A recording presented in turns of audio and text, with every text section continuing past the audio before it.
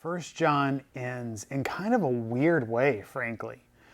If you look at the very last verse that John decides to end the whole letter on, frankly, it's just a little weird. Here, look at it.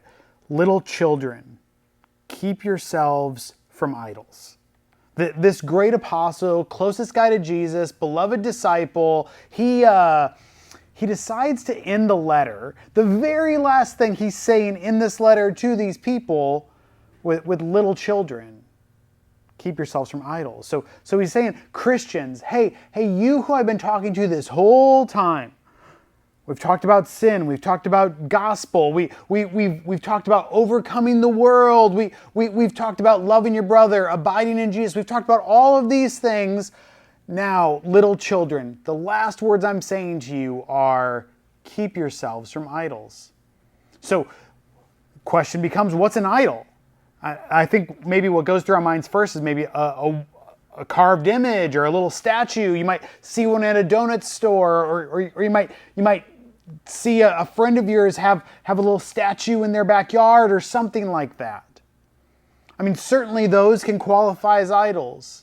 But I really like this definition from one of my favorite preachers, Tim Keller. He says, if I have that idol, then I'll feel my life has meaning. Then I'll know I have value. Then I'll feel significant and secure. He's saying that the idol isn't just a thing that you might stare at and pray to. It's like it's something deeper. It might be a marriage, your marriage. It might be kids. It might be the idea of marriage. It might be the idea of kids. It might be money. It might be job. It might be car. It might be house. It might be, I want to have this. And if I have this, then I'll feel secure.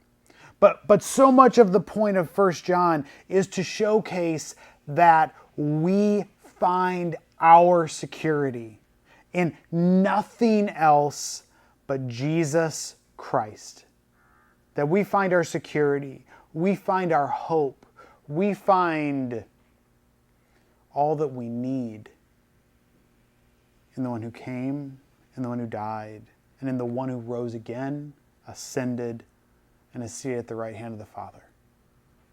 So little children, believers in Jesus, keep yourselves from idols.